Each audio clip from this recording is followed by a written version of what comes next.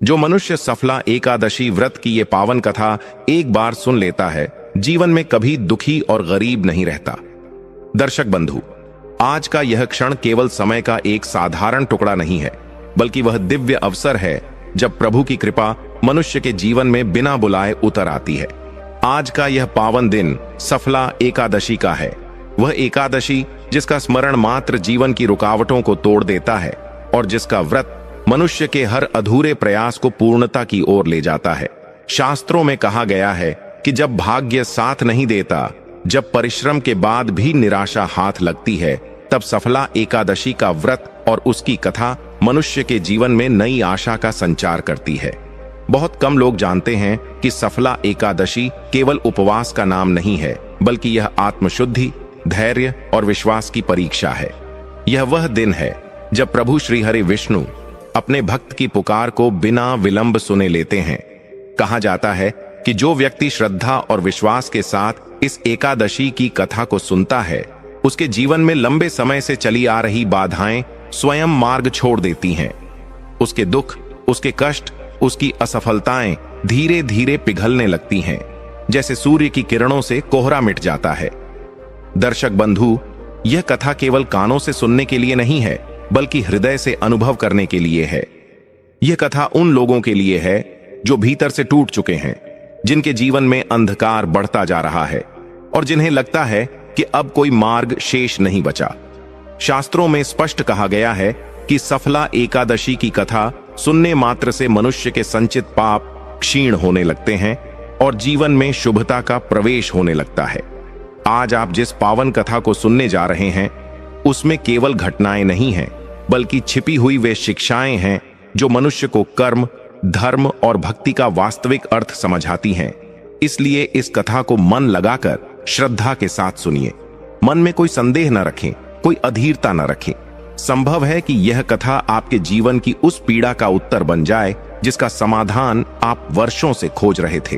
तो आइए प्रभु श्री हरि विष्णु का स्मरण करते हुए पूर्ण श्रद्धा और विश्वास के साथ इस पावन सफला एकादशी की कथा की ओर बढ़ते हैं।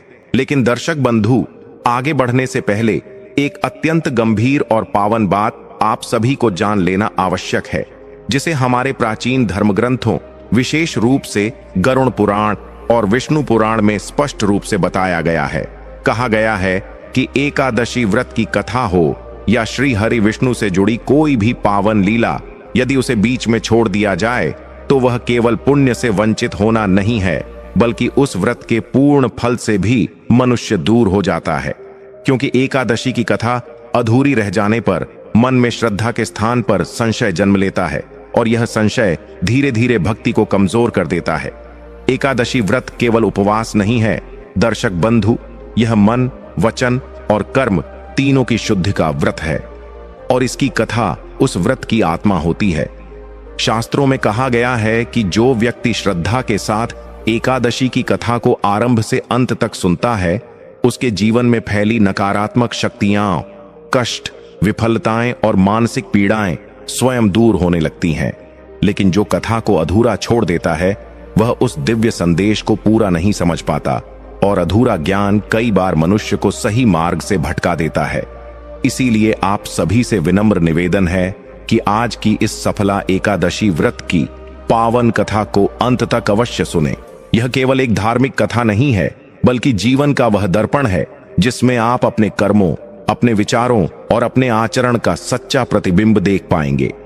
संभव है कि इस कथा का कोई एक वाक्य, कोई एक प्रसंग आपके जीवन की वर्षों पुरानी बाधा को समाप्त कर दे, आपको पाप के मार्ग से हटा दे और उस अंधकार से बाहर निकाल दे जिसमें अनजाने में आप भी कभी फंस गए हों।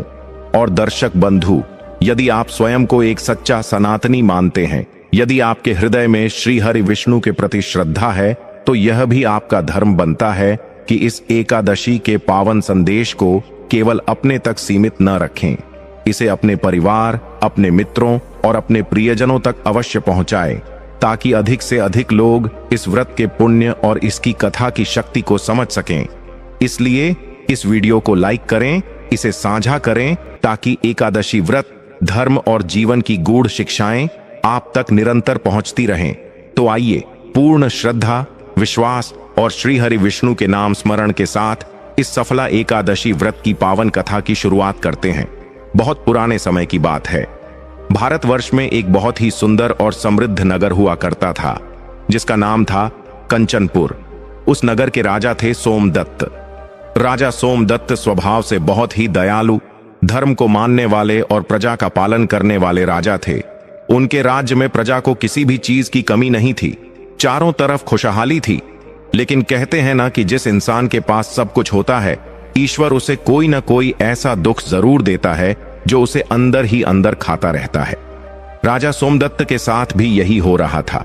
महलों में सोने चांदी के ढेर लगे थे, नौकर चाकर आगे पीछे घूमते थे, लेकिन राजा का मन कभी शांत नहीं रहता था। राजा सोमदत्त की पत्नी थी रानी प्रभावती। रानी प्रभावती बहुत ही सुंदर और पतिव्रता स्त्री थीं। राजा और रानी के 3 संतानें थीं, एक पुत्र और 2 पुत्रियां। लेकिन विडंबना देखिए, राजा का इकलौता पुत्र उदयभान पूरे राज्य के लिए सिर दर्द बना हुआ था। उदयभान बहुत ही नकारा और बिगड़ैल किस्म का इंसान था। उसे न तो अपने माता पिता के सम्मान की चिंता थी और न ही राजकाज की। वह दिन रात मदिरा में डूबा रहता और जुआ खेलता। राजा ने उसे सुधारने के बहुत प्रयास किए। उसे अच्छे गुरुओं के पास भेजा, उसे समझाने की कोशिश की, लेकिन उदयभान पर किसी भी बात का असर नहीं होता था। वह राजा के खजाने से धन चुराता और अपने बुरे दोस्तों पर लुटा देता। राजा का दुख केवल यहीं खत्म नहीं होता था। उनकी 2 बेटियां थीं। छोटी बेटी तो फिर भी समझदार थी, लेकिन बड़ी बेटी का स्वभाव बहुत ही विचित्र और कुल को कलंकित करने वाला था। वह मर्यादाओं को तोड़कर मनमाना आचरण करती थी। राजा सोमदत्त को हर पल यही चिंता सताती रहती थी कि मेरे बाद इस राज्य का क्या होगा और मेरी यह संतानें मेरे कुल का नाम मिट्टी में मिला देंगी। इसी चिंता में राजा सोमदत्त अंदर ही अंदर घुटते रहते थे। उनकी रातों की नींद उड़ चुकी थी और भूख प्यास भी नहीं लगती थी। उसी कंचनपुर नगर के राजमहल के पीछे एक बहुत विशाल और सुंदर बगीचा था। उस बगीचे की देखरेख के लिए राजा ने एक माली को रखा हुआ था। उस माली का नाम था रामदीन। रामदीन बहुत ही गरीब था। उसके पास रहने के लिए बगीचे के कोने में बनी एक छोटी सी टूटी फूटी झोपड़ी थी। रामदीन माली का जीवन बहुत ही संघर्षपूर्ण था। वह सुबह सूरज निकलने से पहले उठता और देर रात तक बगीचे के पेड़ पौधों की सेवा करता। वह पेड़ों को अपनी संतान की तरह मानता था, लेकिन रामदीन माली के जीवन में भी सुख नहीं था। वह इतना गरीब था कि कई बार उसे और उसके परिवार को भूखा ही सोना पड़ता था। उसके तन पर फटे पुराने कपड़े होते थे और पैरों में पहनने के लिए जूते तक नहीं थे। इतनी गरीबी के बाद भी रामदीन के मुख पर कभी शिकायत नहीं रहती थी। वह भगवान का बहुत बड़ा भक्त था। काम करते वक्त वह हमेशा भगवान का नाम गुनगुनाता रहता। रामदीन को बस एक ही चिंता थी कि उसकी बेटी विवाह योग्य हो गई थी, लेकिन उसके पास इतना धन नहीं था कि वह अपनी बेटी के हाथ पीले कर सके। एक दिन की बात है, राजा सोमदत्त अपने कक्ष में बैठे बहुत उदास थे। तभी वहां उनका बेटा उदयभान शराब के नशे में धुत होकर आया और जोर जोर से चिल्लाने लगा। उसने राजा से और धन की मांग की। जब राजा ने मना किया तो उदयभान ने अपने पिता का अपमान कर दिया और वहां रखी चीजों को तोड़ने फोड़ने लगा। राजा का दिल यह देखकर छलनी हो गया। उन्होंने अपना माथा पकड़ लिया। तभी दासी ने आकर खबर दी कि उनकी बड़ी बेटी नगर में किसी के साथ झगड़ा कर रही है, जिससे राज परिवार की बहुत बदनामी हो रही है। राजा सोमदत्त को लगा कि अब वह यह दुख और सहन नहीं कर पाएंगे। उनका मन बहुत व्याकुल हो उठा। शांति पाने के लिए वह अपने कक्ष से बाहर निकले और चलते चलते राजमहल के उसी बगीचे में आ गए जहां रामदीन माली काम कर रहा था। शाम का समय था, सूरज ढल रहा था और पक्षी अपने घोंसलों की तरफ लौट रहे थे। राजा का मन बहुत भारी था। वह बगीचे में एक पत्थर की शिला पर जाकर बैठ गए। उनकी आंखों में आंसू थे। वह सोच रहे थे कि मैंने जीवन में कभी किसी का बुरा नहीं किया, प्रजा की सेवा की, साधु संतों का सम्मान किया, फिर मुझे यह कैसी सजा मिल रही है? क्यों मेरी ही संतान मेरी दुश्मन बन गई है? तभी राजा की नजर थोड़ी दूर पर काम कर रहे रामदीन माली पर पड़ी। रामदीन उस समय गुलाब की क्यारियों में पानी दे रहा था। उसके कपड़े पसीने से भीगे हुए थे और शरीर कमजोर दिख रहा था, लेकिन उसके चेहरे पर एक अजीब सी शांति थी। वह अपने काम में इतना मग्न था कि उसे राजा के आने का पता भी नहीं चला। राजा ने गौर से देखा कि रामदीन काम करते करते कुछ बुदबुदा रहा है। राजा को कौतूहल हुआ। वह चुपचाप उठकर रामदीन के पीछे जाकर खड़े हो गए। राजा ने सुना कि रामदीन ओम नमो भगवते वासुदेवाय मंत्र का जाप कर रहा था। राजा सोमदत्त ने भारी आवाज में पुकारा, रामदीन। रामदीन हड़बड़ा गया। उसने पीछे मुड़कर देखा तो साक्षात महाराज खड़े थे। उसके हाथ से पानी का बर्तन छूट गया। वह तुरंत राजा के चरणों में गिर पड़ा और हाथ जोड़कर बोला, क्षमा करें महाराज, मुझे पता ही नहीं चला कि आप कब पधारे। मुझसे कोई गलती तो नहीं हो गई? राजा सोमदत्त ने उसे उठाया और कहा, नहीं रामदीन, तुमने कोई गलती नहीं की है।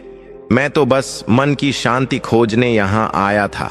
मैंने देखा कि तुम इतनी गरीबी और कष्ट में होकर भी भगवान का नाम ले रहे हो और तुम्हारे चेहरे पर इतनी शांति है, जबकि मेरे पास सब कुछ है, फिर भी मैं अशांत हूं। रामदीन ने सिर झुकाकर कहा, महाराज, सुख और दुख तो मन के वहम हैं। भगवान की भक्ति में जो रस है वह किसी और चीज में नहीं। लेकिन महाराज, आप इतने दुखी क्यों लग रहे हैं? आपके चेहरे का तेज आज फीका क्यों पड़ गया है? राजा सोमदत्त का दुख उमड़ पड़ा। एक गरीब माली के सामने राजा ने अपना दिल खोल दिया। उन्होंने बताया, रामदीन, मेरी संतान ही मेरा काल बन गई है। मेरा बेटा उदयभान दुराचारी हो गया है। वह मेरी मृत्यु का इंतजार कर रहा है ताकि गद्दी पर बैठ सके। मेरी बेटी कुल की मर्यादा को मिट्टी में मिला रही है। रानी प्रभावती दिन रात रोती रहती हैं। मुझे समझ नहीं आ रहा कि मैं क्या करूं। मुझे लगता है कि मेरे पिछले जन्म के कोई पाप सामने आ रहे हैं। राजा की बात सुनकर रामदीन की आंखों में भी आंसू आ गए। वह बोला, महाराज, आप धैर्य रखें। समय से बड़ा बलवान कोई नहीं होता। कभी कभी जब सारे रास्ते बंद हो जाते हैं तो ईश्वर कोई नई खिड़की खोल देता है। तभी वहां अचानक एक शोर सुनाई दिया। राजा और माली ने मुड़कर देखा तो बगीचे के मुख्य द्वार से राजकुमार उदयभान अपने कुछ दुष्ट मित्रों के साथ अंदर आ रहा था। उसके हाथ में एक कोड़ा था और वह नशे में झूम रहा था। उदयभान आते ही चिल्लाया, कहां है यह बूढ़ा माली? आज मैं इसे सबक सिखाऊंगा। राजा सोमदत्त सहम गए। उन्होंने पूछा, क्यों? इसने क्या किया है? उदयभान ने लड़खड़ाते हुए कहा, पिताजी, आप यहां क्या कर रहे हैं? हटिए यहां से। इस माली ने कल मुझे बगीचे से फूल तोड़ने से मना किया था। इसकी इतनी हिम्मत कि यह राजकुमार को रोके। आज मैं इस बगीचे को ही उखाड़ फेंकूंगा और इस माली को कोड़े से मारूंगा। यह कहकर उदयभान ने आव देखा न ताव पास ही लगे सुंदर फूलों के पौधों को अपने पैरों से कुचलना शुरू कर दिया। रामदीन दौड़कर उसके पैरों में गिर गया और गिड़गिड़ाने लगा, राजकुमार जी, ऐसा अनर्थ मत कीजिए। ये पौधे मेरे बच्चों जैसे हैं, इन्हें मत मारिए। मुझसे कोई गलती हुई हो तो मुझे सजा दे दीजिए, लेकिन इन बेजुबान पौधों को मत उखाड़िए। लेकिन उदयभान के सिर पर तो खून सवार था। उसने एक जोर की लात रामदीन के सीने पर मारी। रामदीन हे राम कहते हुए दूर जा गिरा। उसके मुंह से खून निकल आया। राजा सोमदत्त यह देखकर क्रोध से कांपने लगे। वह चिल्लाए, उदयभान, अपनी हद में रहो। यह क्या बदतमीजी है? उदयभान हंसा और बोला, महाराज, आप तो चुप ही रहिए। आप तो बूढ़े हो चुके हैं। अब राजकाज और फैसले मेरे चलेंगे। यह कहकर उसने अपने दोस्तों को इशारा किया और वे सब मिलकर बगीचे को तहस नहस करने लगे। सुंदर फूलों की क्यारियां उखाड़ दी गईं, फलों से लदे पेड़ों की टहनियां तोड़ दी गईं। देखते ही देखते उस सुंदर बगीचे को शमशान जैसा बना दिया गया। रामदीन जमीन पर पड़ा रोता रहा, लेकिन अपनी चोट के लिए नहीं, बल्कि अपने उजड़ते हुए बगीचे के लिए। राजा सोमदत्त अपनी बेबसी पर आंसू बहाते रहे। वह राजा होकर भी अपनी ही संतान के आगे लाचार थे। जब उदयभान और उसके दोस्त वहां से सब कुछ बर्बाद करके चले गए तो राजा धीरे से रामदीन के पास पहुंचे। राजा ने रामदीन को सहारा देकर उठाया और कहा, मुझे माफ कर देना रामदीन। मेरे ही खून ने आज तुम्हारी मेहनत को रौंद दिया। मैं तुम्हें इसका हर्जाना दूंगा। रामदीन ने अपने आंसू पोंछे और कहा, महाराज, हर्जाना तो धन का दिया जा सकता है, लेकिन जो मेहनत और प्रेम इन पौधों में लगा था वह वापस नहीं आ सकता। लेकिन आप चिंता न करें महाराज, यह सब तो कर्मों का खेल है। शायद मेरे और आपके दोनों के कर्मों का फल हमें मिल रहा है। रात गहरी हो चुकी थी। राजा सोमदत्त भारी कदमों से महल की ओर लौट गए, लेकिन उस रात उन्हें बिल्कुल नींद नहीं आई। उनकी आंखों के सामने बार बार रामदीन का वह शांत चेहरा और उदयभान की हैवानियत घूम रही थी। राजा सोच रहे थे कि क्या कोई ऐसा उपाय नहीं है जिससे मेरी संतान सुधर जाए? क्या कोई ऐसा व्रत, कोई ऐसा तप नहीं है जो मेरे पापों को धो दे? अगली सुबह राजा सोमदत्त ने अपने राज्य के बड़े बड़े पंडितों और ज्योतिषियों को दरबार में बुलाया। राजा ने अपनी समस्या उनके सामने रखी। उन्होंने पूछा, हे विद्वानों, मेरे जीवन में यह जो घोर संकट आया है, मेरी संतान जो मेरे लिए दुख का कारण बन गई है, इसका क्या निवारण है? मुझे कोई ऐसा उपाय बताएं जिससे मेरा पुत्र सन्मार्ग पर आ जाए और मेरी पुत्रियों को सद्बुद्धि मिले। सभी पंडित आपस में विचार विमर्श करने लगे। उन्होंने राजा की कुंडली देखी, ग्रह नक्षत्रों की गणना की। बहुत देर तक सभा में सन्नाटा छाया रहा। अंत में राज्य के सबसे वृद्ध और ज्ञानी राजपुरोहित अपने स्थान से खड़े हुए। उनके चेहरे पर गंभीरता थी। राजपुरोहित ने कहा, महाराज, आपकी कुंडली में पितृदोष और पूर्व जन्म के कुछ शाप दिखाई दे रहे हैं।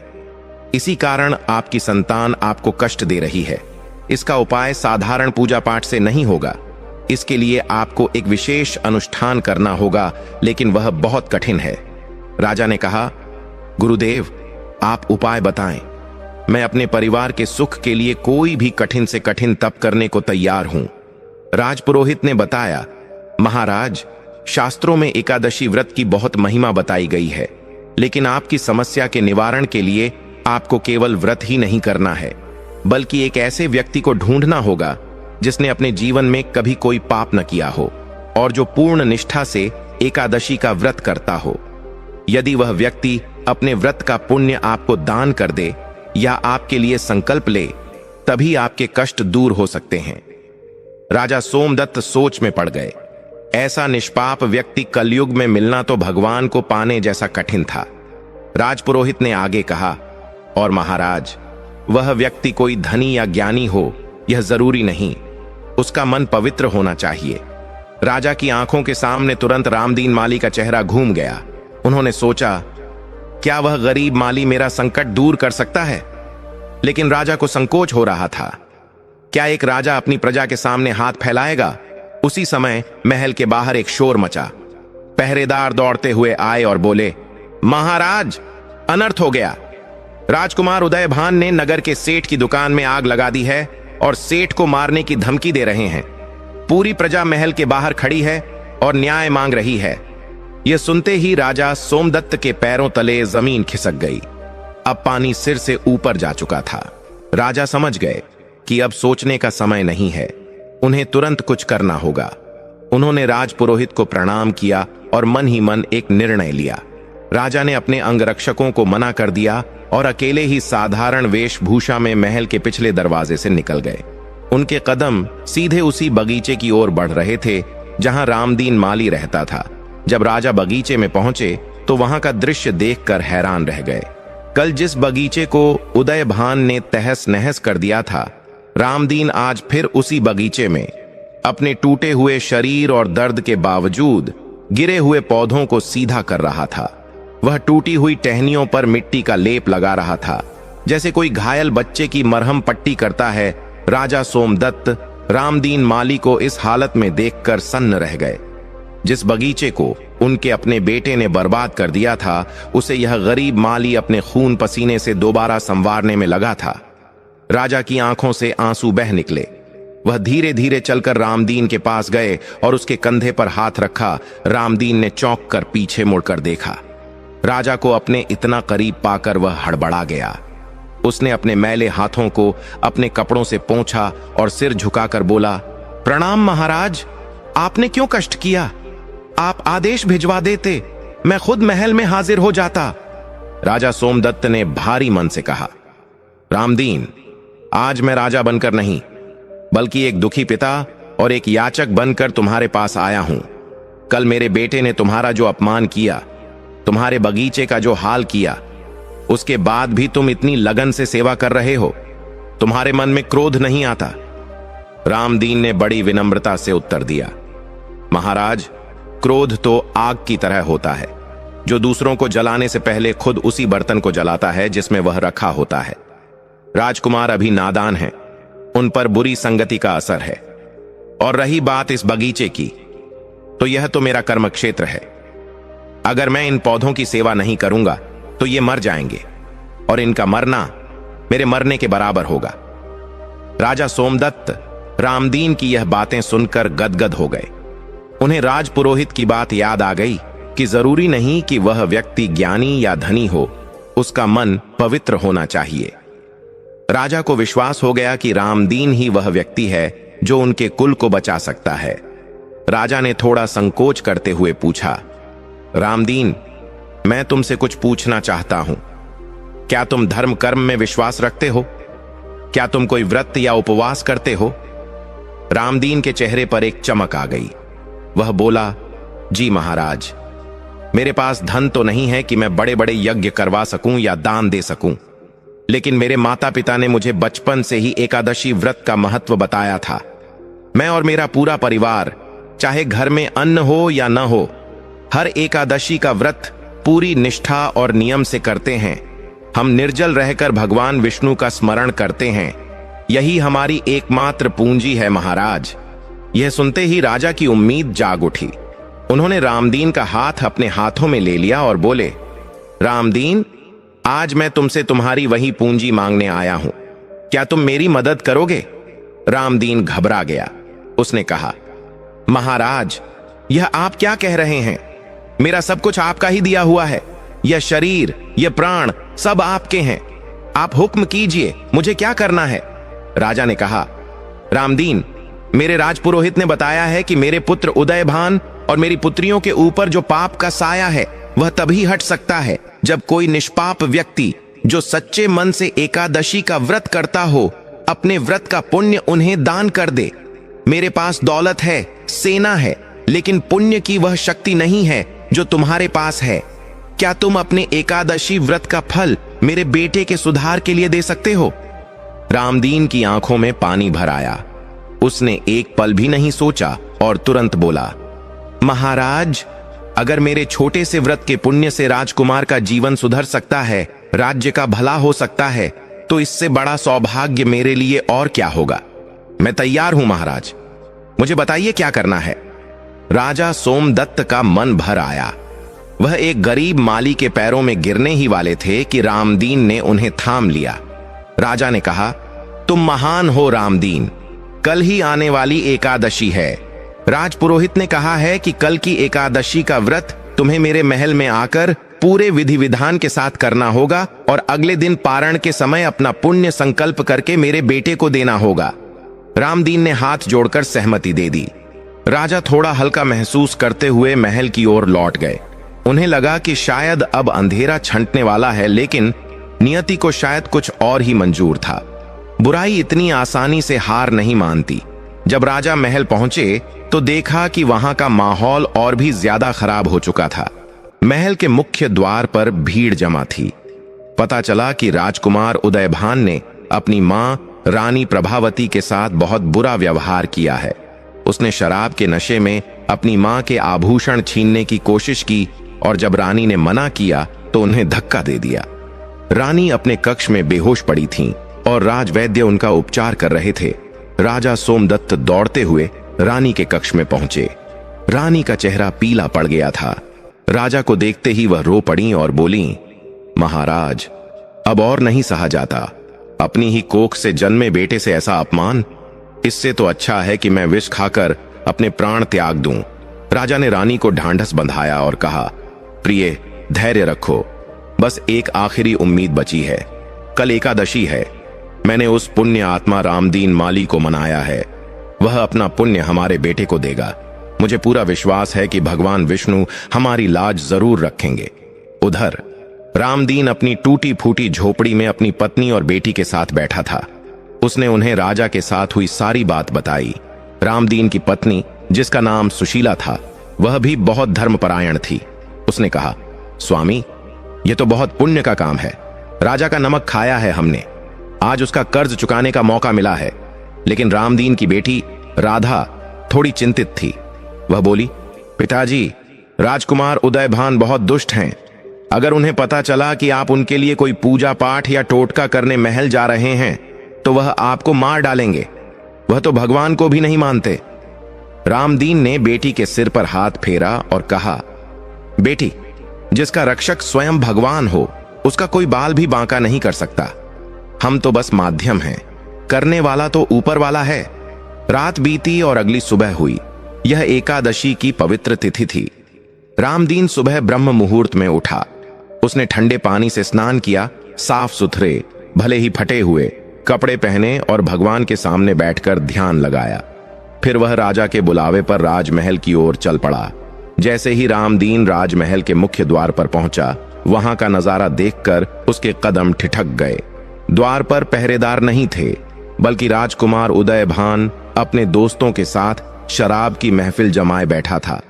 सुबह सुबह राजमहल के द्वार पर मदिरा का दौर चल रहा था। उदयभान की नजर रामदीन पर पड़ी। वह लड़खड़ाते हुए खड़ा हुआ और जोर से हंसा। अरे देखो, देखो कौन आया है। वह बगीचे वाला महात्मा। आज तो यह बड़ा सज धज कर आया है। क्यों बे, आज कौन सा खजाना मिल गया तुझे? रामदीन ने डरते डरते हाथ जोड़े और कहा, प्रणाम राजकुमार, महाराज ने मुझे बुलाया है। उदयभान का चेहरा गुस्से से लाल हो गया। वह चिल्लाया, पिताजी ने बुलाया है? जरूर मेरे खिलाफ कोई कान भरने आया होगा। कल मैंने तुझे छोड़ दिया था, लेकिन आज तू खुद अपनी मौत चलकर मेरे पास आया है। उदयभान ने अपनी तलवार म्यान से निकाल ली। उसके दोस्त उसे उकसाने लगे, हां राजकुमार, खत्म कर दो इसे। यह गरीब होकर भी हम लोगों को आंखें दिखाता है। रामदीन मन ही मन भगवान विष्णु का जाप करने लगा। उसने सोचा कि शायद मेरे प्राणों का अंत यहीं लिखा है। उदयभान तलवार लेकर रामदीन की ओर बढ़ा। रामदीन ने अपनी आंखें बंद कर लीं, तभी अचानक महल के अंदर से एक शंखनाद की आवाज आई। वह आवाज इतनी तीव्र और पवित्र थी कि वातावरण गूंज उठा। उदयभान, जो नशे में था, उस आवाज से चौंक गया और उसका पैर फिसल गया। वह मुंह के बल जमीन पर गिर पड़ा। उसके हाथ से तलवार छूटकर दूर जा गिरी। यह शंखनाद राजा सोमदत्त ने पूजा के लिए किया था, लेकिन संयोग ऐसा था कि इसने रामदीन की जान बचा ली। उदयभान के दोस्तों ने उसे उठाया। उदयभान को चोट लगी थी और उसका नशा थोड़ा कम हुआ था, लेकिन गुस्सा 7वें आसमान पर था। वह चिल्लाया, पकड़ लो इस माली को, इसे काल कोठरी में डाल दो, मैं इसे बाद में देखूंगा। सैनिकों को राजकुमार का आदेश मानना पड़ा। उन्होंने रामदीन को पकड़ लिया। रामदीन चिल्लाया, मुझे महाराज के पास जाने दो, आज एकादशी है, मुझे व्रत का संकल्प लेना है। लेकिन किसी ने उसकी एक न सुनी। उसे घसीटते हुए महल के नीचे बनी अंधेरी काल कोठरी में ले जाकर बंद कर दिया गया। उधर राजा सोमदत्त पूजा घर में रामदीन का इंतजार कर रहे थे। समय बीतता जा रहा था। पूजा का मुहूर्त निकलता जा रहा था। राजा बेचैन हो रहे थे। उन्होंने अपने मंत्री को भेजा कि देखो, रामदीन अभी तक क्यों नहीं आया। मंत्री जब बाहर गया तो उसे पता चला कि राजकुमार ने रामदीन को काल कोठरी में डाल दिया है। मंत्री भागा भागा राजा के पास आया और सारी बात बताई। राजा सोमदत्त क्रोध और दुख से भर गए। वह समझ गए कि यह सब माया का खेल है।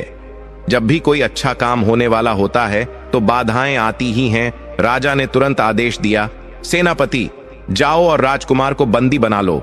आज मैं उसे नहीं छोड़ूंगा और रामदीन को ससम्मान यहां लेकर आओ। महल में हड़कंप मच गया।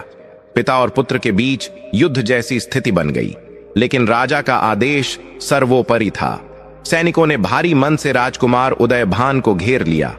उदयभान हैरान था कि उसके पिता आज इतने कठोर कैसे हो गए।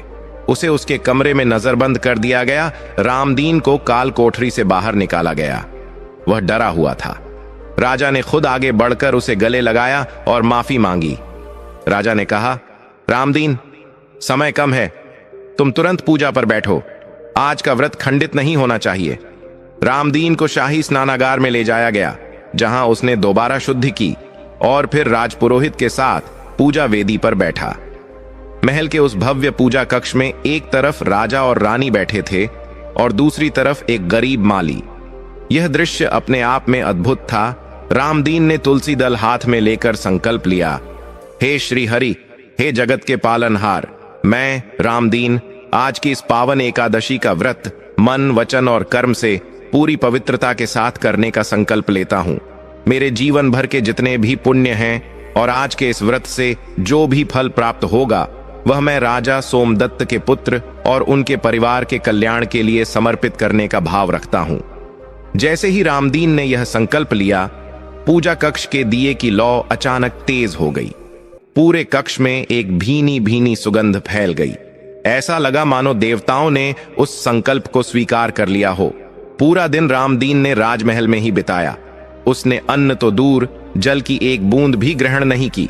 वह पूरा समय भगवान के कीर्तन में मग्न रहा। राजा और रानी भी उसके साथ वहीं बैठे रहे। महल का वातावरण, जो कल तक कलह और क्लेश से भरा था, आज उसमें एक अजीब सी शांति थी। लेकिन असली परीक्षा तो अभी बाकी थी। रात का समय था। एकादशी की रात्रि का जागरण चल रहा था। तभी खबर आई कि राजकुमार उदयभान, जिसे कमरे में बंद किया गया था, उसकी हालत बहुत बिगड़ गई है। वह जोर जोर से चिल्ला रहा है और अपने ही शरीर को नोच रहा है। उसका शरीर बुखार से तप रहा है और वह अजीब अजीब सी डरावनी आवाजें निकाल रहा है। राजवैद्य ने आकर राजा को बताया, महाराज, राजकुमार की हालत बहुत नाजुक है। ऐसा लग रहा है कि कोई अदृश्य शक्ति उन्हें पीड़ा दे रही है। कोई भी दवा उन पर असर नहीं कर रही। अगर यही हाल रहा तो सुबह तक उनका बचना मुश्किल है। रानी प्रभावती यह सुनकर पछाड़ खाकर गिर पड़ी। राजा सोमदत्त की हिम्मत भी जवाब दे गई। वे दौड़कर रामदीन के पास गए और बोले, रामदीन, अनर्थ हो रहा है। मेरा बेटा मर रहा है। क्या तुम्हारे व्रत का कोई असर नहीं हो रहा? रामदीन अपनी भक्ति में लीन था। उसने आंखें खोलीं और बड़ी गंभीरता से कहा, महाराज, घबराइए नहीं, यह शुभ संकेत है। राजा चौंक गए।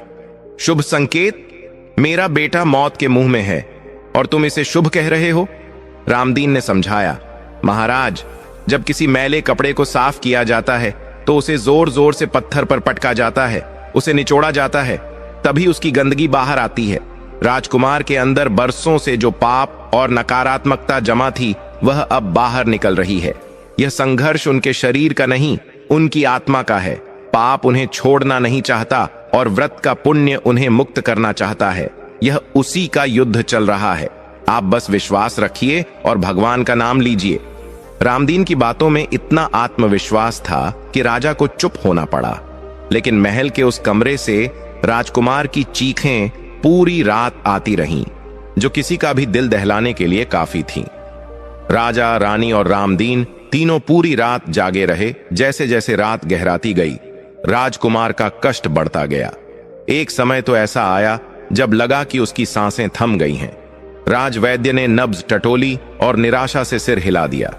महल में रोना पीटना मच गया। तभी रामदीन अपने आसन से उठा। उसके हाथ में चरणामृत था, जिसे उसने भगवान के चरणों में रखा था। वह तेज कदमों से राजकुमार के कक्ष की ओर बढ़ा। पहरेदारों ने उसे रोकना चाहा, लेकिन राजा ने इशारा करके उन्हें हटा दिया। रामदीन राजकुमार उदयभान के बिस्तर के पास पहुंचा। उदयभान का शरीर नीला पड़ चुका था और आंखें पथरा गई थीं।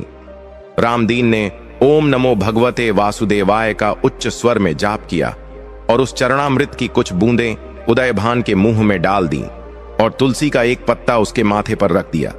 वहां मौजूद सभी लोग सांस रोके यह दृश्य देख रहे थे। एक पल, दो पल, तीन पल, कोई हलचल नहीं हुई। सन्नाटा इतना गहरा था कि सुई गिरने की आवाज भी सुनाई दे जाए। तभी उदयभान के शरीर में एक जोरदार कंपन हुआ। उसने एक लंबी सांस खींची, जैसे कोई बहुत गहरे पानी से बाहर आया हो। उसके गले से एक अजीब सी काली छाया जैसी धुंध निकली और खिड़की से बाहर की ओर उड़ गई। ये दृश्य इतना भयानक था कि कई दासियां डर के मारे बेहोश हो गईं। उदयभान ने धीरे धीरे अपनी आंखें खोलीं, लेकिन इस बार उन आंखों में वह वहशीपन, वह नशा और वह क्रूरता नहीं थी। उसकी आंखें एकदम शांत थीं, जैसे एक छोटे बच्चे की होती हैं।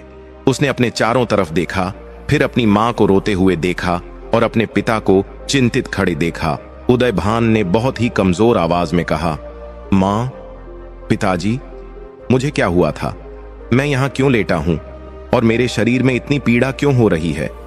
उसकी आवाज में वह पुरानी कर्कशता नहीं थी, बल्कि एक विनम्रता थी। राजा और रानी को अपने कानों पर विश्वास नहीं हुआ। क्या यह वही उदयभान है जो कल तक उन्हें मारने पर उतारू था? रानी दौड़कर बेटे के पास गईं और उसे गले लगा लिया। राजा सोमदत्त की आंखों से खुशी के आंसू बह निकले। उन्होंने मुड़कर रामदीन को देखा। रामदीन कोने में खड़ा हाथ जोड़े भगवान की मूर्ति की ओर देख रहा था और उसकी आंखों से कृतज्ञता के आंसू बह रहे थे। लेकिन कहानी अभी खत्म नहीं हुई थी। राजकुमार तो ठीक हो गया था, लेकिन अभी भी राजा की 2 बेटियां थीं और राज्य की अन्य समस्याएं थीं। और सबसे बड़ी बात, रामदीन ने अपना पुण्य दे दिया था, लेकिन इसके बदले में उसे क्या मिलने वाला था, यह कोई नहीं जानता था। कभी कभी पुण्य देने वाले के ऊपर संकट आ जाता है। अगले दिन द्वादशी थी। व्रत का पारण करने का समय आया। नियम के अनुसार रामदीन को ब्राह्मणों को भोजन कराना था और दान देना था, तभी उसका व्रत पूर्ण होता और वह पुण्य पूरी तरह से राजकुमार को हस्तांतरित होता। राजा ने महल में विशाल भोज का आयोजन किया, लेकिन जैसे ही रामदीन भोजन का पहला निवाला लेने वाला था, तभी महल के द्वार पर एक भयंकर रूप वाला साधु आ खड़ा हुआ। उसकी जटाएं बिखरी थीं और आंखों में अंगारे धधक रहे थे। साधु ने गरजते हुए कहा, रुक जा मूर्ख, अगर तूने अन्न का एक भी दाना ग्रहण किया तो तेरा सर्वनाश हो जाएगा। रामदीन का हाथ हवा में ही रुक गया। पूरी सभा में सन्नाटा छा गया। राजा सोमदत्त घबराकर आगे आए और बोले, हे महात्मा, आप कौन हैं और इस तरह शुभ कार्य में बाधा क्यों डाल रहे हैं? साधु ने राजा की ओर देखा भी नहीं, उसकी नजरें सिर्फ रामदीन पर थीं। उसने कहा, इस माली ने जो संकल्प लिया है वह अधूरा है। इसने राजा के पुत्र को तो बचा लिया, लेकिन इसे नहीं पता कि जिस पाप को इसने नष्ट किया है वह अब इसके अपने परिवार को खाने के लिए तैयार बैठा है। अगर इसने अभी भोजन किया तो उसी क्षण इसकी इकलौती बेटी की मृत्यु हो जाएगी। यह सुनते ही रामदीन के हाथों से भोजन की थाली छूट गई। भोजन की थाली रामदीन के हाथ से छूटकर जमीन पर गिर पड़ी। छन की आवाज ने पूरे सभागार में एक भयानक सन्नाटा पैदा कर दिया। महल में खुशियों का जो माहौल बना था वह एक पल में मातम में बदल गया। राजा सोमदत्त, रानी प्रभावती और वहां मौजूद सभी दरबारी उस भयानक साधु की ओर देखने लगे जिसके शब्दों ने रामदीन को हिलाकर रख दिया था। रामदीन के होंठ कांप रहे थे। उसने लड़खड़ाते हुए पूछा, महात्मा, आप यह क्या कह रहे हैं? मेरी बेटी राधा, उसका इस व्रत से क्या लेना देना? मैंने तो अपने पुण्य राजकुमार को दिए हैं, पाप तो नहीं। साधु ने अपनी लाल आंखों से रामदीन को घूरते हुए कहा, मूर्ख प्राणी, तू भक्ति तो करता है लेकिन कर्मों की गति को नहीं जानता। जब तूने संकल्प लिया कि मैं अपने पुण्य राजकुमार को देता हूं, तो इसका अर्थ यह भी हुआ कि तूने राजकुमार के ऊपर मंडरा रहे उस काले साए, उस पाप और दुर्भाग्य को वहां से हटा दिया। लेकिन वह पाप, वह नकारात्मक ऊर्जा नष्ट नहीं हुई। उसे रहने के लिए कोई न कोई जगह चाहिए। साधु ने अपनी बात आगे बढ़ाते हुए कहा, चूंकि तूने उसे राजकुमार के शरीर से निकाला है, इसलिए अब वह साया तेरे घर की ओर बढ़ गया है। तेरा अपना शरीर तो व्रत और तप के कारण पवित्र है, इसलिए वह तुझे नहीं छू पाया। लेकिन तेरा परिवार, तेरी बेटी, वह कमजोर है। जैसे ही तू इस व्रत का पारण करेगा, यानी अन्न ग्रहण करेगा, तेरा संकल्प पूरा हो जाएगा। राजकुमार पूरी तरह सुरक्षित हो जाएगा, लेकिन वह काल तेरी बेटी को अपना ग्रास बना लेगा। राजा सोमदत्त यह सुनकर सिंहासन से दौड़कर नीचे आए। उन्होंने साधु के चरण पकड़ लिए और बोले, ऋषिवर, ऐसा अनर्थ मत होने दीजिए। रामदीन ने तो परोपकार किया है। क्या परोपकार की सजा मृत्यु है? अगर ऐसा हुआ तो दुनिया से धर्म और विश्वास ही उठ जाएगा। कोई किसी की मदद नहीं करेगा। साधु ने राजा को उठाया और गंभीर स्वर में कहा, राजन, यह सजा नहीं, यह प्रकृति का संतुलन है, लेन देन का नियम है। अगर किसी के भारी बोझ को कोई उठाता है तो उसकी कमर तो झुकेगी ही। अब रामदीन के पास 2 ही रास्ते हैं। कौन से 2 रास्ते? रामदीन ने रोते हुए पूछ। साधु ने उंगली उठाकर कहा, पहला रास्ता, तू अभी इसी वक्त अपना संकल्प तोड़ दे। अन्न ग्रहण मत कर, कह दे कि मुझे अपना पुण्य वापस चाहिए। ऐसा करते ही राजकुमार फिर से उसी नरक में चला जाएगा। वह फिर से पागल और दुराचारी हो जाएगा, शायद मर भी जाए, लेकिन तेरी बेटी बच जाएगी। और दूसरा रास्ता? राजा ने घबराहट में पूछ। दूसरा रास्ता यह है कि रामदीन अन्न ग्रहण कर ले, व्रत पूरा हो जाएगा। राजकुमार हमेशा के लिए सुधर जाएगा, उसका जीवन उज्जवल हो जाएगा। लेकिन उसी क्षण रामदीन की बेटी के प्राण निकल जाएंगे। अब निर्णय रामदीन को करना है, पुत्र मोह या वचन, स्वार्थ या परमार्थ। यह सुनकर पूरी सभा में हड़कंप मच गया। यह कैसी परीक्षा थी? एक तरफ राजा का इकलौता बेटा और राज्य का भविष्य था, और दूसरी तरफ एक गरीब की इकलौती बेटी और उसका बुढ़ाप। राजा सोमदत्त की आंखों में आंसू आ गए। उन्होंने रामदीन के हाथ पकड़ लिए और कहा, रामदीन, मैं स्वार्थी नहीं हो सकता। मैं एक राजा हूं। मेरा धर्म प्रजा की रक्षा करना है। मैं अपनी खुशी के लिए तुम्हारी गोद सूनी नहीं कर सकता। मत खाओ यह अन्न, तोड़ दो अपना संकल्प। मेरे बेटे के भाग्य में जो लिखा है उसे भोगने दो। जाओ, अपनी बेटी को बचा लो।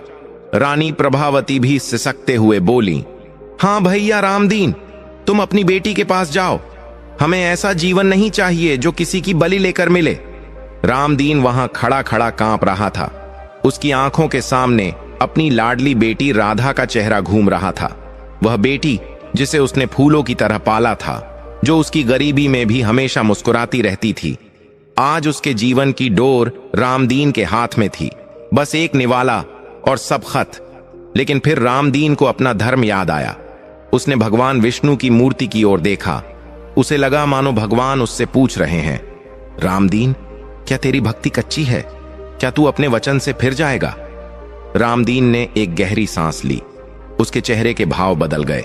उसने अपने आंसुओं को पोंछा और राजा के हाथ को अपने हाथों में लेकर कहा, महाराज, आप मुझे शर्मिंदा मत कीजिए।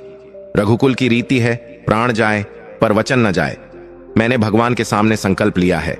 अगर मैं आज पीछे हट गया तो कल कोई भी गरीब किसी अमीर पर, कोई भी सेवक अपने स्वामी पर और कोई भी भक्त अपने भगवान पर भरोसा नहीं करेगा। राजा ने चिल्लाया, नहीं रामदीन, यह पागलपन है। मैं तुम्हें आज्ञा देता हूं, तुम यह अन्न नहीं खाओगे। रामदीन ने पहली बार राजा की आज्ञा का उल्लंघन किया।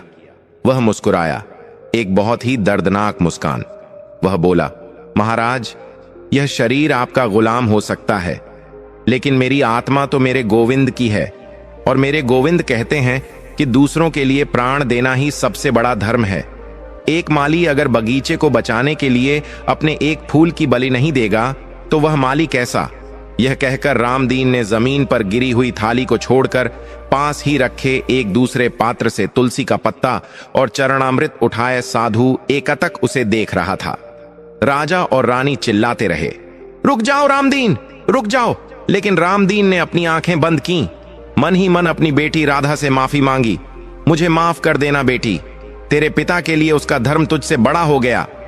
और उसने कांपते हाथों से वह तुलसी दल और जल अपने मुख में डाल लिया। जैसे ही रामदीन के गले से वह जल नीचे उतरा, एकादशी व्रत का पारण संपन्न हो उसी क्षण, ठीक उसी पल, राजमहल के बाहर से एक दिल दहला देने वाली चीख सुनाई दी। वह आवाज किसी और की नहीं, रामदीन की पत्नी सुशीला की थी, जो दौड़ती हुई महल की सीढ़ियां चढ़ रही थी। सुशीला के बाल बिखरे हुए थे। वह पागलों की तरह महल के अंदर घुसी और चिल्लाई, स्वामी, अनर्थ हो गया। राधा, हमारी राधा। रामदीन पत्थर की मूरत बनकर खड़ा रहा। राजा सोमदत्त और रानी दौड़कर सुशीला के पास गए। सुशीला ने रोते हुए बताया, अभी अभी राधा घर में बैठी थी। अचानक वह जोर से चिल्लाई। उसके मुंह से काला खून निकला और वह जमीन पर गिर पड़ी। उसका शरीर नीला पड़ गया है महाराज। वह सांस नहीं ले रही है। यह सुनते ही रामदीन के पैरों तले जमीन खिसक गई। वह धम्म से जमीन पर बैठ गया। उसने अपना वचन तो निभा दिया था, राजकुमार को बचा लिया था, लेकिन उसकी अपनी दुनिया उजड़ गई थी। उधर राजकुमार उदयभान, जो अब पूरी तरह स्वस्थ महसूस कर रहा था, अपने कक्ष से बाहर आया। उसने देखा कि महल में मातम छाया है। जब उसे पता चला कि उसके प्राण बचाने के लिए इस गरीब माली ने अपनी बेटी की बलि दे दी, तो उसका हृदय परिवर्तन पूरी तरह से हो गया। वह दौड़कर रामदीन के चरणों में गिर पड़ उदयभान रोते हुए बोला, काका, ये आपने क्या किया? मेरे जैसे पापी के लिए अपनी मासूम बेटी को मार दिया। मुझे ऐसा जीवन नहीं चाहिए काका। हे भगवान, मेरे प्राण ले लो, लेकिन इनकी बेटी को लौटा दो। लेकिन जो होना था वह हो चुका था। वह साधु जो अब तक वहां खड़ा था, उसने अपनी लाठी उठाई और जाने लगा। राजा सोमदत्त ने रास्ता रोककर पूछा, महात्मा, आप तो ज्ञानी हैं, आप तो भविष्य देख सकते थे, क्या अब कोई उपाय नहीं है? देखिए इस पिता का हाल, क्या भगवान इतना निर्दयी हो सकता है? साधु रुका। उसने मुड़कर रामदीन की ओर देखा जो शून्य में घूर रहा था। साधु ने कहा, उपाय तो है राजन, लेकिन वह मृत्यु से भी ज्यादा कठिन है। सभी की उम्मीदें फिर से जाग उठीं।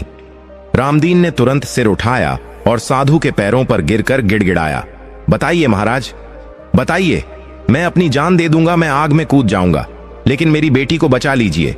साधु ने कहा, रामदीन, तूने एकादशी का पुण्य दान कर दिया, इसलिए वह कवच राजकुमार के पास चला गया।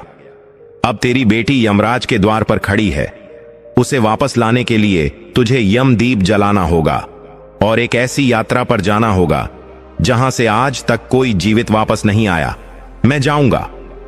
रामदीन चिल्लाया, आप बस रास्ता बताइए। साधु ने अपनी झोली से एक विचित्र सा दिखने वाला दीपक निकाला। वह दीपक मिट्टी का नहीं, बल्कि शायद किसी हड्डी या पत्थर का बना था। साधु ने कहा, यह साधारण दीपक नहीं है, इसे तुझे अपनी बेटी के शव के पास सिरहाने रखना होगा और इसे अपने रक्त से जलाना होगा, तेल या घी से नहीं, अपने खून से। और जब तक यह दीपक जलता रहेगा, तेरी बेटी का शरीर खराब नहीं होगा, उसकी आत्मा उसके आसपास ही भटकेगी। लेकिन उसकी आत्मा वापस कैसे आएगी? राजा ने पूछ। साधु ने उत्तर दिया, नगर के उत्तर में घने जंगलों के पार नीलगिरी पर्वत के पीछे एक गुफा है जिसे प्रेत गुफा कहते हैं। वहां एक सरोवर है, जीवनदायिनी सरोवर। उस सरोवर में एक स्वर्ण कमल खिलता है जो वर्ष में केवल एक बार, आज ही के दिन द्वादशी की रात को खिलता है। अगर रामदीन सूर्योदय से पहले उस स्वर्ण कमल को लाकर अपनी बेटी के सीने पर रख दे तो यमराज को उसकी आत्मा लौटानी पड़ेगी। सभी लोग यह सुनकर सिहर उठे। नीलगिरी के उस पार जाना ही असंभव था और प्रेत गुफा का नाम सुनकर तो बड़े बड़े शूरवीरों का पसीना छूट जाता था। वहां मायावी शक्तियों और राक्षसों का वास था। साधु ने चेतावनी दी, लेकिन याद रखना रामदीन, रास्ता बहुत भयानक है। वहां तुझे तेरी ममता, तेरे डर और तेरे धैर्य की परीक्षा देनी होगी। अगर तू सूर्योदय से एक पल भी लेट हुआ तो वह कमल मुरझा जाएगा और तेरी बेटी हमेशा के लिए चली जाएगी। और हां, उस गुफा में तुझे ऐसे लोग मिलेंगे जो तुझे रोकने की कोशिश करेंगे। हो सकता है वे तेरे अपने ही रूप में हों। रामदीन खड़ा हो गया। उसकी आंखों में अब आंसू नहीं, बल्कि एक दृढ़ निश्चय था। उसने कहा, मैं जाऊंगा, अपनी बेटी के लिए मैं पाताल तक जा सकता हूं, यह तो फिर भी धरती है। राजा सोमदत्त ने कहा, रामदीन, तुम अकेले नहीं जाओगे, मैं अपनी पूरी सेना तुम्हारे साथ भेजूंगा। मेरा बेटा उदयभान भी तुम्हारे साथ जाएगा। साधु ने जोर से हंसते हुए कहा, मूर्खता मत करो राजन, वहां सेना या तलवारें काम नहीं आती, वहां केवल तपोबल और सत्य काम आता है। रामदीन को अकेले ही जाना होगा, अगर कोई और साथ गया तो वह कमल कभी नहीं दिखेगा। रामदीन ने राजा को प्रणाम किया और कहा, महाराज, आप मेरी पत्नी और मेरे शरीर, बेटी की रक्षा कीजिएगा। मैं वादा करता हूं, या तो मैं अपनी राधा को लेकर लौटूंगा या फिर वहीं अपने प्राण त्याग दूंगा। राजा ने नम आंखों से उसे विदा किया। रामदीन ने अपनी पत्नी को ढांढस बंधाया और तुरंत अपनी झोपड़ी की ओर दौड़ा जहां उसकी बेटी का निर्जीव शरीर पड़ा था। उसने साधु के कहे अनुसार अपने हाथ में चीरा लगाया और अपने रक्त से उस विचित्र दीपक को जलाया। दीपक की लौ नीले रंग की थी। उसने अपनी बेटी के माथे को चूमा और बोला, मैं आ रहा हूं राधा, अपनी सांसों को थामे रखना बेटी। इसके बाद रामदीन ने अपना लोटा और कमंडल उठाया और उत्तर दिशा की ओर दौड़ पड़ा। दोपहर ढल चुकी थी, शाम होने वाली थी और रास्ता बहुत लंबा था। जंगल घना और खतरनाक था। जैसे ही रामदीन नगर की सीमा पार करके जंगल में घुसा, उसे अजीब अजीब सी आवाजें सुनाई देने लगीं। हवाएं तेज हो गईं और पेड़ों की शाखें ऐसे हिलने लगीं मानो उसे डरा रही हो। थोड़ी दूर जाने पर उसे सामने एक बहुत बड़ी नदी दिखाई दी। नदी का पानी काले रंग का था और उसमें बड़े बड़े मगरमच्छ मुंह खोले तैर रहे थे। पुल कहीं नहीं था, पार जाने का कोई रास्ता नहीं दिख रहा था। समय बीत रहा था। रामदीन ने भगवान विष्णु का नाम लिया और नदी में पैर डालने ही वाला था कि पीछे से किसी ने उसे पुकारा, पिताजी रुक जाइए। रामदीन चौंक गया। ये आवाज, ये तो उसकी बेटी राधा की आवाज था। उसने पीछे मुड़कर देखा। वहां राधा खड़ी थी, बिल्कुल जीवित और स्वस्थ। वह मुस्कुरा रही थी। राधा ने कहा, पिताजी, आप कहां जा रहे हैं? देखिए, मैं ठीक हो गई हूं। वह साधु झूठ बोल रहा था। मुझे छोड़कर मत जाइए, मुझे डर लग रहा है। रामदीन की खुशी का ठिकाना न रहा। वह दौड़कर अपनी बेटी को गले लगाने के लिए आगे बढ़ा, लेकिन तभी उसके कदम रुक गए। उसे साधु की बात याद आई। वहां तुझे ऐसे लोग मिलेंगे जो तुझे रोकने की कोशिश करेंगे। वे तेरे अपने ही रूप में हो सकते हैं।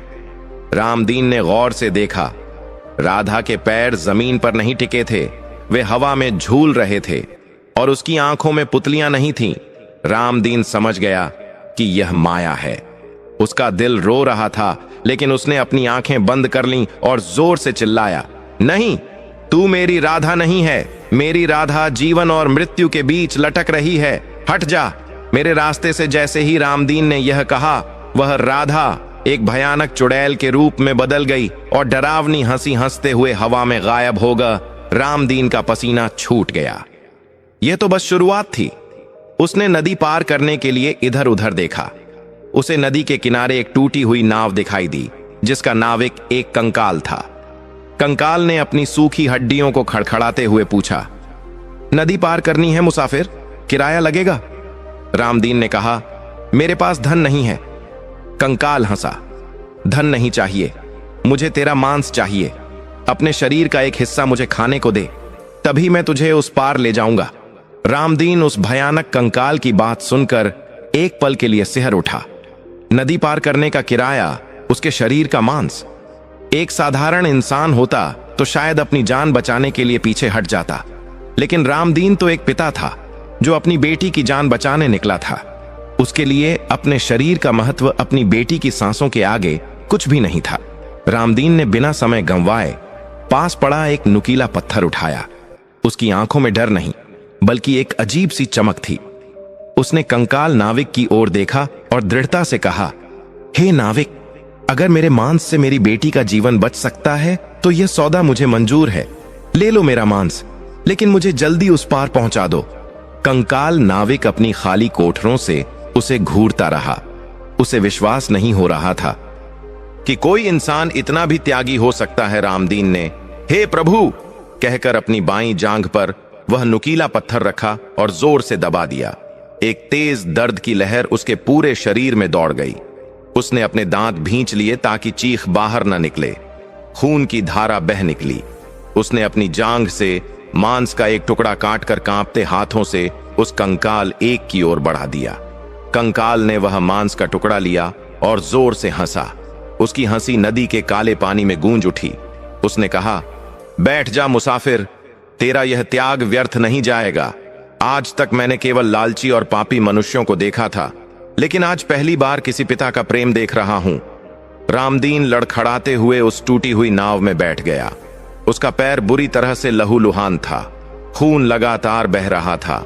दर्द इतना था कि आंखों के आगे अंधेरा छा रहा था, लेकिन उसने अपनी धोती से घाव को कसकर बांध लिया।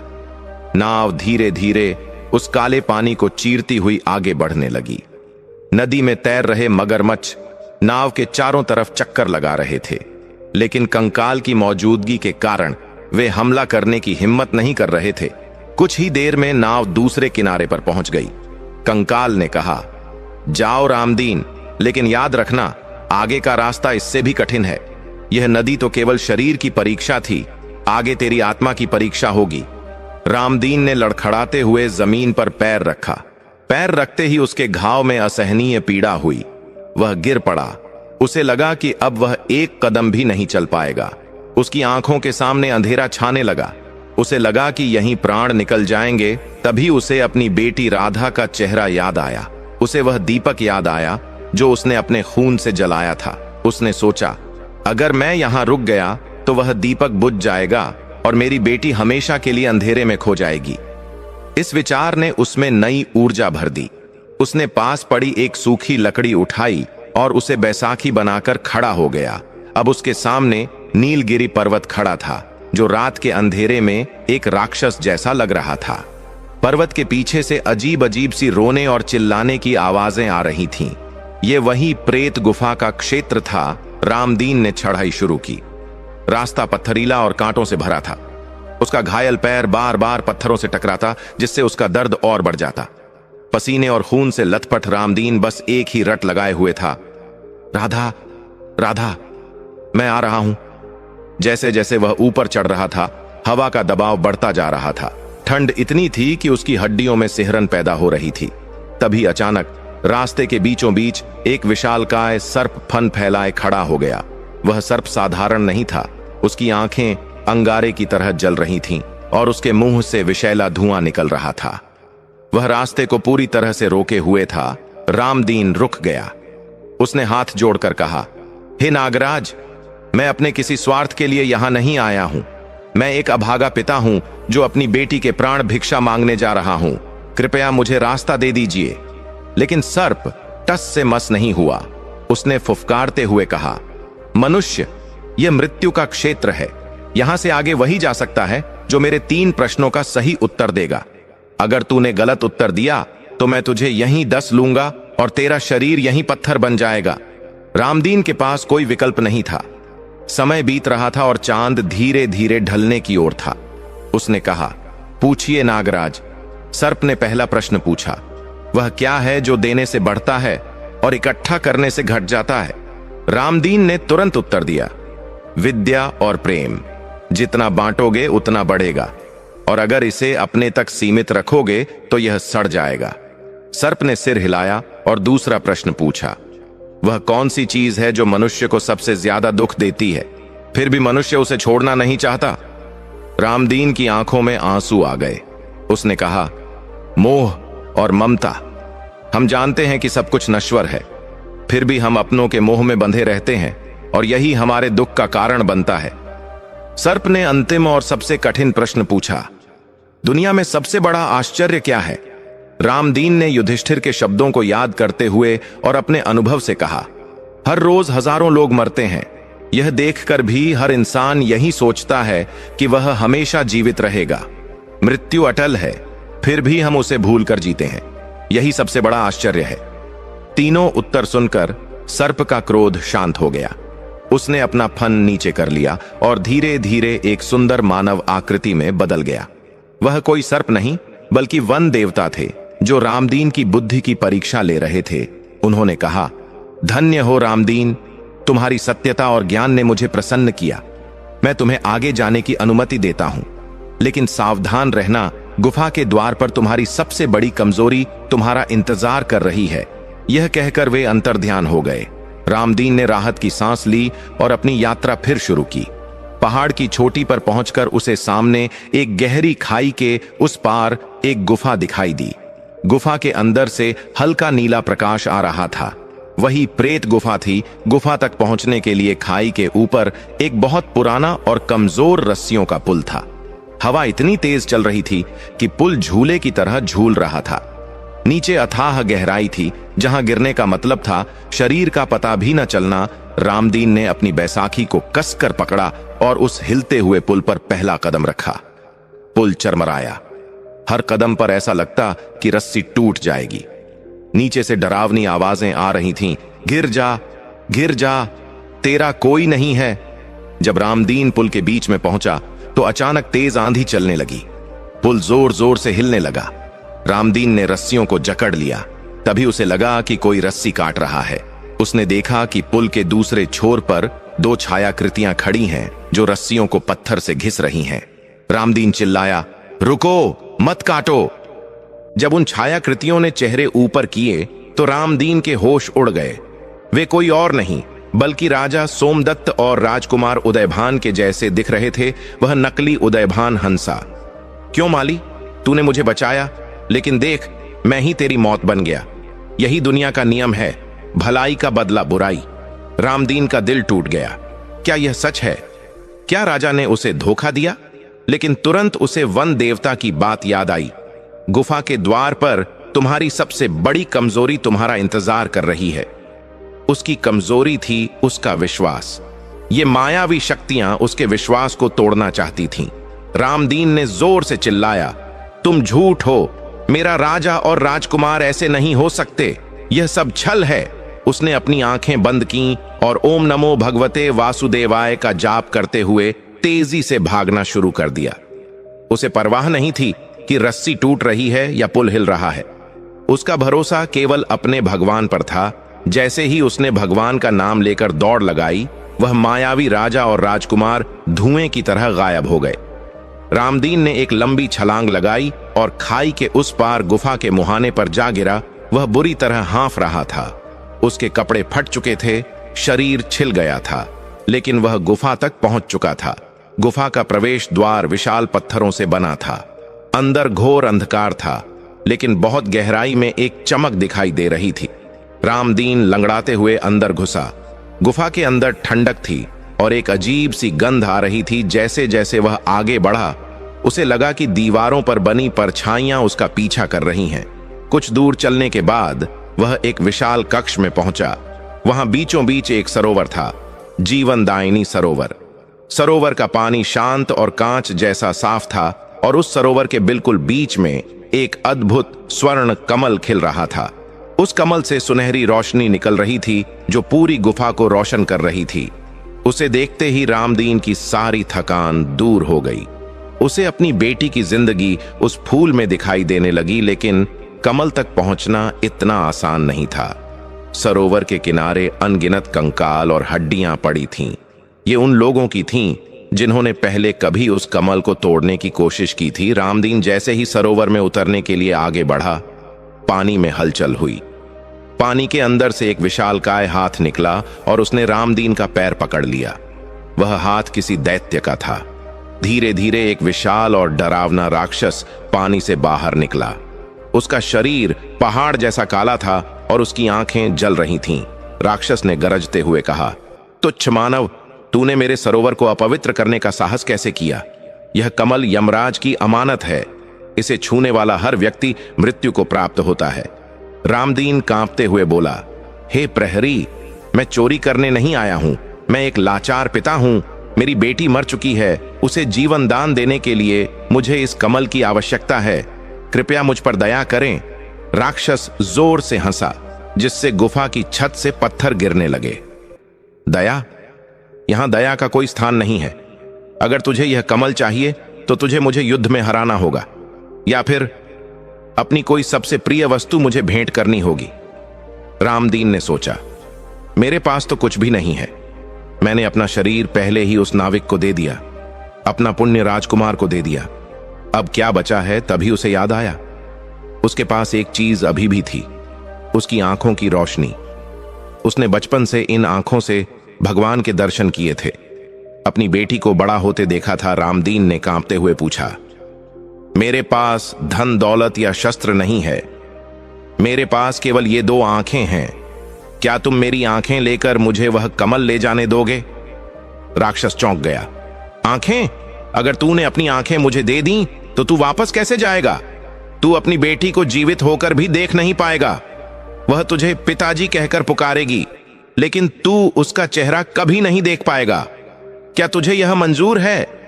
रामदीन का कलेजा फट रहा था। अपनी बेटी को दोबारा न देख पाने का ख्याल ही उसे मार रहा था। लेकिन उसने सोचा, कम से कम वह जीवित तो रहेगी। मेरी आंखें न रहें, लेकिन उसकी दुनिया तो रंगीन रहेगी। रामदीन ने एक पल के लिए अपनी आंखें बंद कीं, अपनी बेटी का मुस्कुराता हुआ चेहरा याद किया और फिर दृढ़ता से बोला, हां, मुझे मंजूर है। ले लो मेरी आंखें, लेकिन मुझे वह कमल दे दो। राक्षस रामदीन के पास आया। उसके हाथ में एक तेज धार वाला हथियार था। गुफा के अंदर का माहौल एकदम थम सा गया था। रामदीन अपनी आंखें खुली रखकर उस भयानक राक्षस की ओर देख रहा था। उसके चेहरे पर मौत का डर नहीं, बल्कि एक पिता का असीम प्रेम था। राक्षस ने अपना विशाल हथियार हवा में लहराया और पूरी ताकत से रामदीन की आंखों की ओर वार किया। रामदीन ने पलक तक नहीं झपकाई, लेकिन जैसे ही वह हथियार रामदीन के चेहरे को छूने वाला था, अचानक वहां एक चमचमाती हुई रोशनी प्रकट हुई। वह रोशनी इतनी तेज थी कि राक्षस चीखता हुआ पीछे हट गया। रामदीन को लगा कि अब उसका अंत आ गया है, लेकिन उसे कोई दर्द महसूस नहीं हुआ। जब रोशनी थोड़ी कम हुई तो रामदीन ने देखा कि सामने कोई राक्षस नहीं था और न ही वह कंकाल वाला सरोवर था। वहां साक्षात भगवान विष्णु अपने चतुर्भुज रूप में गरुड़ पर सवार होकर मुस्कुरा रहे थे। वह स्वर्ण कमल अब सरोवर में नहीं, बल्कि प्रभु के हाथ में शोभा पा रहा था। रामदीन की आंखों से आंसुओं की धारा बह निकली। वह दंडवत होकर भगवान के चरणों में गिर पड़ा और बोला, हे प्रभु, आप, यह कैसी लीला है? भगवान विष्णु ने अपनी गंभीर और मधुर वाणी में कहा, उठो रामदीन, मैं तुम्हारी परीक्षा ले रहा था। जो नाविक तुमसे मांस मांग रहा था, जो सर्प तुमसे प्रश्न पूछ रहा था और जो राक्षस तुम्हारी आंखें मांग रहा था, वे सब मेरी ही माया थीं। मैं देखना चाहता था कि एक पिता का प्रेम और एक भक्त का त्याग किस हद तक जा सकता है। भगवान ने आगे कहा, तुमने एकादशी का व्रत करके उसका पुण्य राजा के बेटे को दिया। यह तुम्हारा धर्म था, लेकिन अपनी बेटी को बचाने के लिए तुमने अपनी आंखें तक देने का निर्णय लिया। यह तुम्हारा प्रेम था। जहां धर्म और प्रेम दोनों मिल जाते हैं, वहां मुझे आना ही पड़ता है। भगवान ने वह स्वर्ण कमल रामदीन के हाथों में देते हुए कहा, जाओ वत्स, यह कमल ले जाओ। तुम्हारी बेटी की आयु अभी शेष है, और हां, तुम्हारा शरीर जिसे तुमने क्षत विक्षत कर दिया था, वह अब पूरी तरह स्वस्थ हो जाएगा। देखते ही देखते रामदीन के पैर का घाव भर गया। उसकी जांघ का मांस वापस आ गया और उसकी थकान मिट गई। भगवान अंतर ध्यान हो गए। रामदीन ने उस कमल को सीने से लगाया और बिजली की गति से गुफा से बाहर दौड़ा। अब उसके रास्ते में न कोई खाई थी, न कोई जहरीला सर्प, और न ही वह काली नदी। प्रभु की कृपा से रास्ता एकदम साफ हो गया था। रामदीन हवा से बातें करता हुआ जंगल पार कर रहा था, लेकिन उधर नगर में समय बहुत कम बचा था। पूर्व दिशा में आसमान का रंग हल्का लाल होने लगा था। सूर्योदय होने ही वाला था। रामदीन की झोपड़ी में मातम छाया हुआ था। वह विचित्र दीपक जो रामदीन ने अपने खून से जलाया था, अब बुझने के कगार पर था। उसकी लौ फड़फड़ा रही थी। सुशीला अपनी बेटी राधा के शव को गोद में लिए बैठी रो रही थी। राजा सोमदत्त और रानी प्रभावती भी वहीं बैठे थे। राजकुमार उदयभान, जो अब पूरी तरह सुधर चुका था, दरवाजे पर खड़ा होकर आसमान की ओर देख रहा था। उसकी आंखों में आंसू थे। वह बार बार कह रहा था, अगर काका समय पर नहीं आए तो मैं अपने प्राण दे दूंगा। यह सब मेरे कारण हुआ है। अचानक दीपक की लौ एकदम धीमी हो गई, जैसे बस बुझने ही वाली हो। सुशीला चीख पड़ी, हे भगवान, अब क्या होगा? सूर्य निकलने वाला है। तभी दूर से किसी के दौड़ने की आवाज आई, राधा, राधा! सबने मुड़कर देखा। रामदीन हाथ में चमकता हुआ स्वर्ण कमल ली किसी देवदूत की तरह दौड़ता हुआ आ रहा था। उसके चेहरे पर एक अलौकिक तेज था। हटो, हटो सब लोग! रामदीन चिल्लाया। वह आंधी की तरह झोपड़ी के अंदर घुसा। जैसे ही उसने झोपड़ी में कदम रखा, क्षितिज पर सूरज की पहली किरण दिखाई दी। ठीक उसी पल रामदीन ने वह स्वर्ण कमल अपनी बेटी राधा के सीने पर रख दिया। कमल के स्पर्श करते ही एक चमत्कार हुआ। वह फूल राधा के शरीर में समा गया। एक सुनहरी रोशनी ने राधा के शरीर को ढक लिया। कमरे में मौजूद सभी लोग अपनी आंखों पर हाथ रखने को मजबूर हो गए। अगले ही पल राधा के शरीर में हलचल हुई। उसने एक लंबी सांस ली और अपनी आंखें खोल दी। वह ऐसे उठकर बैठ गई जैसे कोई लंबी नींद से जाग रहा हो। उसने अपने पिता को देखा और मुस्कुराई। पिताजी, आप आ गए। मुझे बहुत डरावना सपना आया था। सुशीला दौड़कर अपनी बेटी से लिपट गई। रामदीन, जो अब तक अपनी हिम्मत बांधे हुए था, बेटी को जीवित देखकर फूट फूट कर रो पड़ा। यह खुशी के आंसू थे। राजा सोमदत्त और रानी प्रभावती हाथ जोड़े खड़े थे। राजकुमार उदयभान रामदीन के पैरों में गिर गया और उसके चरण पकड़कर रोने लगा। काका, मुझे माफ कर दीजिए। मैं जानवर था, आपने मुझे इंसान बना दिया। आपने न केवल मुझे जीवन दान दिया, बल्कि आज इंसानियत का पाठ भी पढ़ाया। रामदीन ने राजकुमार को उठाया और गले लगाया। उसने कहा, राजकुमार, भूल जाओ जो हुआ। यह सब विधि का विधान था। आज से तुम एक नई शुरुआत करो, प्रजा की सेवा करो। यही सबसे बड़ा धर्म है। इस घटना के बाद पूरा कंचनपुर बदल गया। राजा सोमदत्त ने रामदीन को अपना गुरु मान लिया, लेकिन रामदीन ने महल में रहने से मना कर दिया। उसने कहा, महाराज, मैं माली हूं। मेरा काम बगीचे की सेवा करना है। महलों का सुख मेरी भक्ति में बाधा बनेगा। राजा ने उसकी बात मानी, लेकिन उस दिन के बाद से रामदीन और उसका परिवार कभी गरीब नहीं रहा। राजा ने बगीचे के पास ही उनके लिए एक सुंदर पक्का मकान बनवा दिया और उनकी हर जरूरत का ध्यान रखा। राजकुमार उदयभान पूरी तरह बदल गया। वह अब न शराब पीता था न जुआ खेलता था। वह दिन रात राजकाज में अपने पिता का हाथ बंटाता और प्रजा के दुख दर्द सुनता। राजा की दोनों बेटियों का व्यवहार भी इस चमत्कार को देखकर बदल गया और वे भी धर्म के मार्ग पर चलने लगीं। पूरे राज्य में एकादशी व्रत का महत्व बढ़ गया। हर घर में लोग एकादशी का व्रत रखने लगे। लोग समझ गए थे कि सच्चा धर्म केवल पूजा पाठ नहीं बल्कि दूसरों के लिए त्याग और प्रेम है। दोस्तों, इस कहानी से हमें यह शिक्षा मिलती है कि परोपकार से बड़ा कोई धर्म नहीं है। जब हम निस्वार्थ भाव से दूसरों का भला करते हैं तो ईश्वर स्वयं हमारे संकट हरने चले आते हैं। रामदीन की भक्ति और त्याग ने न केवल एक बिगड़े हुए राजकुमार को सुधारा बल्कि यमराज के मुंह से अपनी बेटी को भी वापस छीन लिया। सत्य और धर्म के मार्ग पर चलने वालों की परीक्षा जरूर होती है, लेकिन हार कभी नहीं होती। दर्शक बंधु, यह कथा अभी यहीं पर खत्म नहीं होती। अभी हम सफला एकादशी व्रत की वो पावन कथा सुनेंगे जिसे मात्र से जीवन के सारे दुख स्वयं मिट जाते हैं। दर्शक बंधु, यह केवल एक कथा नहीं है बल्कि मनुष्य के जीवन को भीतर से शुद्ध करने वाली, उसके कर्मों को जागृत करने वाली और उसे सही मार्ग पर ले जाने वाली दिव्य अनुभूति है। कहा जाता है कि जो व्यक्ति श्रद्धा, विश्वास और धैर्य के साथ इस कथा को सुनता है, उसके जीवन में व्याप्त दरिद्रता, रोग, मानसिक कष्ट, पारिवारिक क्लेश और भाग्य की बाधाएं धीरे धीरे स्वयं दूर होने लगती हैं। बहुत प्राचीन काल की बात है। चंपावती नाम की एक सुंदर और समृद्ध नगरी हुआ करती थी। उस नगरी में महिष्मत नाम का एक प्रतापी राजा राज्य करता था। राजा महिष्मत धर्मप्रिय, न्यायशील और प्रजा का पालन करने वाला राजा था। उसके राज्य में कोई भूखा नहीं सोता था, कोई अन्याय से पीड़ित नहीं रहता था। परंतु उस राजा के जीवन में एक बहुत बड़ा दुहक छिपा हुआ था। उसका सबसे बड़ा पुत्र लुम्पक अत्यंत दुर्व्यसनी, क्रूर और दुष्ट स्वभाव का था। वह न तो माता पिता का सम्मान करता था और न ही धर्म कर्म में उसकी कोई रुचि थी। उसे जुआ, चोरी, मद्यपान और कुकर्मों में ही आनंद आता था। राजा ने कई बार उसे समझाने का प्रयास किया। मंत्रियों ने भी उसे सही मार्ग पर लाने की कोशिश की, लेकिन लुम्पक पर किसी की बात का कोई प्रभाव नहीं पड़ता था। वह दिन प्रतिदिन और अधिक पाप कर्मों में लिप्त होता गया। अंततः एक दिन उसने अपने ही पिता के खजाने से धन चुराया। जब यह बात राजा महिष्मत को झांत हुई तो उनका हृदय अत्यंत व्यथित हो उठा।